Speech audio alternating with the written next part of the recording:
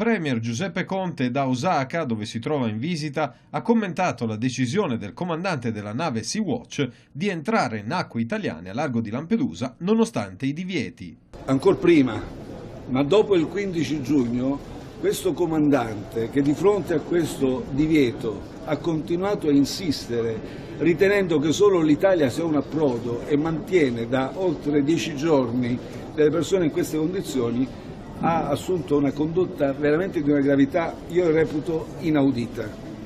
Ora la questione è nelle mani non tanto del governo italiano ma della magistratura italiana, fermo restando che abbiamo già assunto iniziative formali anche sul piano diplomatico, abbiamo mandato il nostro ambasciatore nei Paesi Bassi a parlare con i rappresentanti del governo, io incontrerò anche Rutte e inviterò anche il governo olandese a valutare ovviamente i comportamenti di una nave che batte bandiera di quella nazionalità olandese. Io dico soltanto che nel momento in cui in Italia si dispone, e il governo credo ha tutta la legittima sovranità per stabilirlo, che si arriva solo in modo regolare, dobbiamo tutti rispettare questo, qualunque comandante del mondo lo deve rispettare.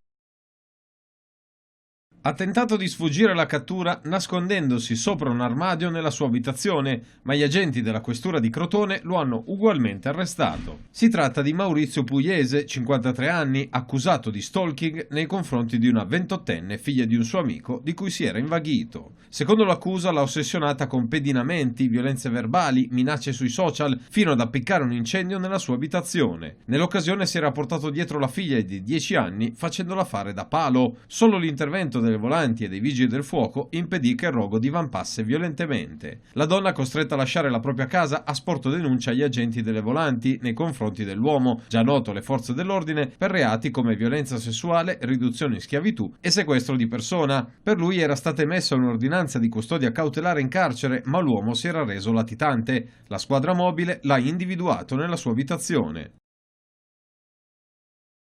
Il governo ha incassato la fiducia dell'Aula del Senato sul decreto legge crescita con 158 sì, 104 no e 15 astenuti. Il provvedimento è quindi legge. Il testo va a normare argomenti molto eterogenei, dal salvataggio del Comune di Roma con uno stanziamento statale di 1,4 miliardi di euro all'annullamento dell'immunità penale e amministrativa per il commissario straordinario, l'affittuario o acquirente dell'IVA di Taranto, dallo scivolo di 5 anni per chi vuole andare in pensione all'ampliamento dell'accesso al fondo per il credito anche alle imprese in concordato preventivo, come nel caso di Mercatone 1. Oppure la riapertura dei termini della rottamazione delle cartelle esattoriali, con nuova scadenza fissata al 31 luglio 2019. La maggior parte dei provvedimenti entreranno in vigore dal 2023.